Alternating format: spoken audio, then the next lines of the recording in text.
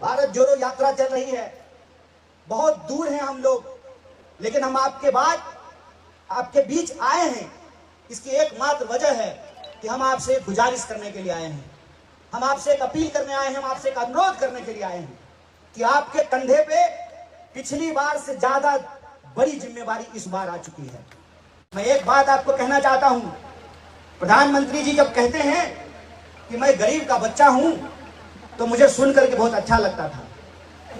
जब मुझे यह बात समझ में आई कि प्रधानमंत्री का फोटो आगे लगा करके उनका गृह मंत्री, प्रधानमंत्री कहते हैं परिवारवाद की बात, प्रधानमंत्री जी परिवारवाद का विरोध करते हैं और उनका ही गृह मंत्री अपने धीकरा को बीसीसीआई का सेक्रेटरी बनाता है। प्रधानमंत्री जी परिवारवाद का विरोध करते हैं और उनकी ही पार्टी में 10 से ज्यादा लोगों को, नेताओं के बाल बच्चों को टिकट दिया जाता है। अभी मैं रास्ते में आ रहा था तो खाली जीप पे एक भाजपा का प्रत्याशी हाथ हिला रहा था। हमने पूछा ये कौन है, तो मेरे साथ के एक साथी ने कहा मोदी जी का नया परिवारवाद है। तो फिर जिग्नेश भाई को ये भरोसा दीजिए कि जिग्नेश भाई आप बूथ मैनेजमेंट की चिंता मत करो, हम इस नकली चाणक्य को बडगाम में पटखनी दे करके आपको दिखाएंगे। आप नोट की चिंता मत करो, नोट से क्या क्या खरीद सकते हो, नोट से वही खरीद सकते हो ना जो बिकने वाला माल होगा। बडगाम की जनता बिकने वाली नहीं है, ऐसा है कि नहीं है? जोर से बोलिए, है ना? तो आप चाहते हैं कि गुजरात जीते हैं, तो जिग्नेश भाई को और भी जगह जाना पड़ेगा ना। जिग्नेश भाई वर्किंग प्रेसिडेंट हैं और भी नौजवान हैं जिग्नेश की तरह जो अपने अपने इलाके में लड़ रहे हैं। तो आपको नहीं लगता है मोदी जी की हकीकत जो हम लोगों को पता है वो गुजरात की हर विधानसभा की जनता को बताया जाए? तो ये चुनाव जिग्नेश भाई लड़ेंगे कि आप लड़ेंगे? आप लड़ेंगे ना। तो आप लड़ेंगे तो एक बात अपने मन में ठान लीजिए, लड़ाई जब होती है ना न्याय की, अन्याय के खिलाफ, तो उसमें कोई धोखा नहीं होता है, कोई दुविधा नहीं होती है। वो लड़ाई जब होती है तो आर पार की होती है ना। अगर आप मोर्चे पे खड़े हैं और मन में दुविधा हो जाए, ये करें कि वो करें, तो लड़ाई तो जीतने से पहले ही हार गए, शुरू होने से पहले ही हार हो गई। आपके मन में भी कोई दुविधा है? मन में दुविधा मत रखिए। मैं आपको यह बात कहना चाहता हूं कि मैं दिल्ली रहता हूं और हमारी यात्रा अभी हैदराबाद से गुजरी है। मैं ज्यादा इस पे बोलना नहीं चाहता हूं, कहते हैं समझदार के लिए इशारा काफी होता है, और बडगाम की जनता समझदार तो है, तो आप इशारा समझ रहे हैं ना। मन में अगर दुविधा हो, सड़क पार कर रहे हो या नदी पार कर रहे हो, अगर सड़क पार करते हुए दुविधा हो जाए तो एक्सीडेंट हो जाता है, और नदी पार करते हुए अगर दुविधा हो जाए तो नाव डूब जाती है। इसीलिए मन में कोई दुविधा मत रखिए। इस देश के भीतर एक मजबूत विपक्ष के तौर पे कोई व्यक्ति अगर सड़कों पे उतर करके लड़ रहा है अभिमन्यु की तरह, तो वो राहुल गांधी है। इस बात को याद रखिएगा। अगर आप इस बात को समझते हैं, इस बात को महसूस करते हैं, तो आप ये मत देखिए कि क्या होगा कैसे होगा, वही होगा जो आप तय करेंगे। जब मैं चुनाव लड़ रहा था तो मैं अपना अनुभव आपसे कहता हूं। कुछ नौजवान हमारे पास आए और बोले कि देखिए आपकी बात तो हमको ठीक लगती है, लेकिन हमको यह लगता है कि आपको वोट देंगे तो आप जीतेंगे कि नहीं जीतेंगे। हम बोले एक बात बताइए, ऐसा कौन सा जादू है कि आप वोट हमको दीजिएगा और जीत कोई और जाएगा? ये बात मैं आपको याद दिलाना चाहता हूं कि डॉक्टर बाबा साहब भीमराव अंबेडकर ने, इस देश की संविधान सभा ने, भारतीय राष्ट्रीय कांग्रेस ने एक ऐसा अधिकार आपके हाथ में दिया है, उस अधिकार की ही ताकत है कि मोदी जी का फोटो आगे करके सारा लुटेरा उनके पीछे खड़ा हो गया है लाइन लगा करके, और कहता क्या है, मोदी जी किसके लिए चोरी करेंगे? भतीजा के लिए, अमित शाह के धीकरा के लिए? ऐसा थोड़ी है। इस भाजपा में सब मोदी जी की तरह है, सबके बाल बच्चे हैं, सब चीफ मिनिस्टर अपने बच्चे को चीफ मिनिस्टर बनाने के लिए तैयार है। चीफ मिनिस्टर का बच्चा जो है वो मंत्री बना हुआ है, मंत्री का बच्चा मंत्री बना हुआ है, आपके हाथ में ही वो ताकत है कि 5 साल नेता भले नजर नहीं आए, 5 साल नेता भले आपकी गलियों में ना भटके, लेकिन चुनाव के 15 दिन सारा हेलीकॉप्टर आपके गांव में आके उतर जाता है।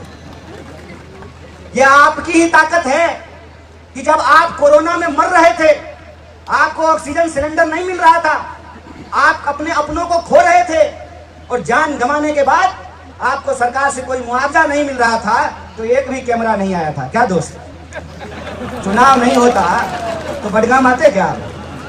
चुनाव है तभी ना आए हैं। मामला टीआरपी का है, तो टीआरपी देता कौन? ये टीआरपी कौन देता है? ये आप देते हैं। मैं आपको बता देता हूं, जिसके जुल्म से आप परेशान हैं, उसको ताकत आपने ही दी है, उसको शहद आपने ही चटाया है। उसको अगर आप शहद नहीं चटाए होते तो वह आज आपका खून पीना नहीं शुरू करता। यह बात आप समझ लीजिए कि संविधान ने यह ताकत दे दी कि टोपी वाला का वोट भी एक होगा और टिक्का वाला का भी वोट एक होगा, फॉर्च्यूनर पे चढ़ने वाले का भी वोट एक, हेलीकॉप्टर पे चढ़ने वाला का भी वोट एक, और हमारे जैसे फुटपाथ पर चलने वाला का भी वोट एक, महिला का भी वोट एक, पुरुष का भी वोट एक, अमीर का भी वोट एक, अंबानी जी का भी वोट एक और उनके ड्राइवर का वोट भी एक। ये जो वोट की ताकत हमारे हाथ में नहीं होती तो आप देखते रंग राजा राजवाड़े की बात करते हैं, जिसके ऊपर राजकुमार होने का आरोप लगाते थे, वो रोज 25 किलोमीटर देश की सड़कों पर पैदल चलता है। और जिसके ऊपर आपने भरोसा किया कि ये हमारी रक्षा करेगा, वो आपको आपस में लड़ाना शुरू कर दिया।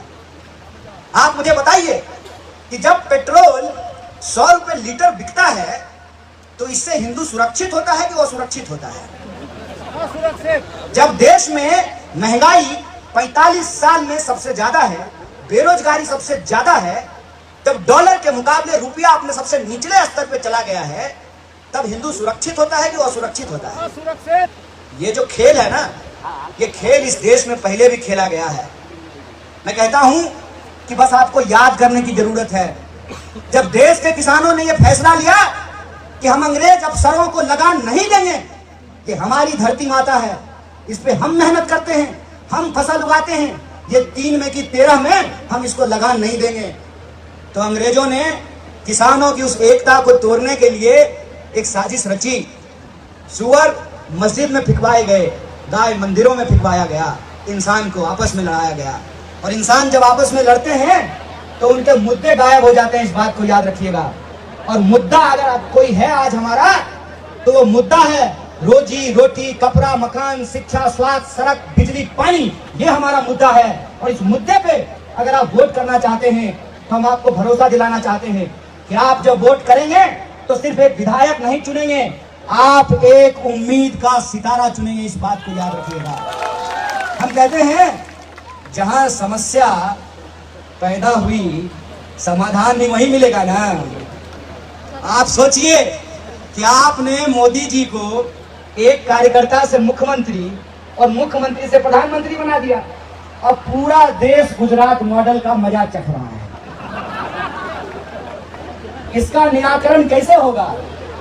इसका निराकरण होगा जब हम आंख बंद करके बिना सोचे कि ये लड़ाई पार्टी की लड़ाई नहीं है, ये लड़ाई एक व्यक्ति को एमएलए बनाने की लड़ाई नहीं है, ये लड़ाई इस बात को पुनर्स्थापित करने की है कि गुजरात गांधी और पटेल का था, है और रहेगा। इस बात को साबित करने की जरूरत है। और क्या कहते थे गांधी? गांधी कहते थे, रघुपति राघव राजा राम, पतित पावन सीताराम, ईश्वर अल्लाह तेरो नाम, सबको सन्मति दे भगवान। और आज जब मैं आ रहा था तो रास्ते में मैंने गुजरात की एक खूबसूरत चीज देखी। हर गांव के बाहर एक चबूतरा बना होता है और उस चबूतरे में पंछी आकर के दाना खाते हैं, पानी पीते हैं। आप तो गुजराती लोग हैं साहब, बेजान पक्षियों को दाना और पानी देते हैं। देश दाना और पानी के लिए मोहताज हो रहा है। आपसे आग्रह करते हैं कि आप देश को भी दाना और पानी दीजिए। आप अगर फैसला लेंगे और बिना दुविधा के लेंगे तो पूरे देश को एक मैसेज जाएगा। आप पूरे देश को ये मैसेज दे सकते हैं कि गुजरात का चुनाव इस बार धर्म के आधार पर होने वाली नफरत पे नहीं हुआ है। गुजरात का चुनाव इस बार लोगों के उसके पहचान के आधार पर नहीं हुआ है। गुजरात का चुनाव इस बार हम क्या खाते हैं, क्या पहनते हैं, इसके आधार पर नहीं हुआ है। गुजरात का चुनाव इस बार हम कैसे पूजा करते हैं, कैसे इबादत करते हैं, इस पर नहीं हुआ है। गुजरात का चुनाव इस बार इस मुद्दे पर हुआ है कि मौलवी की जिम्मेवारी कौन लेगा, इस बात पे हुआ है।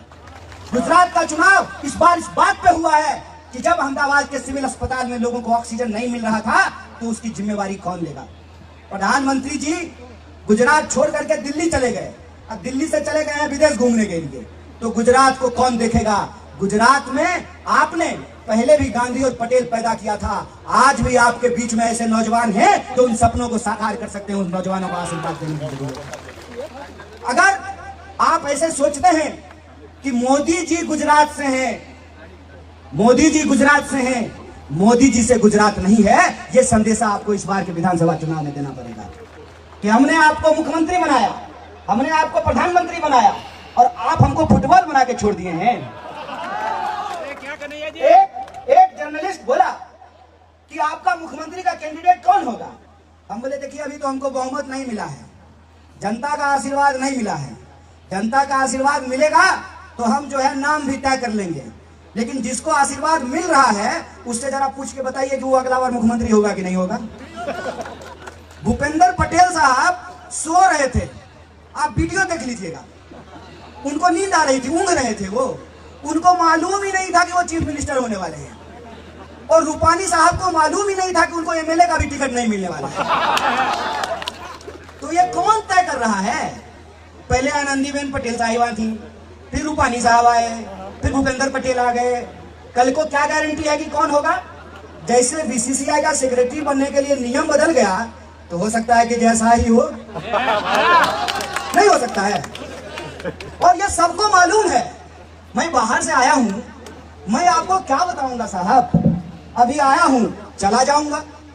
मैं तो अपना प्रेम, अपनी एकता और अपनी निष्ठा आपके साथ जो है वो दिखाने के लिए आया हूं। लेकिन आप तो यहां रहते हैं, आपको तो सब कुछ मालूम है। आप तो जानते हैं कि जिग्नेश न्याय के लिए लड़ने के चलते ही जेल गए।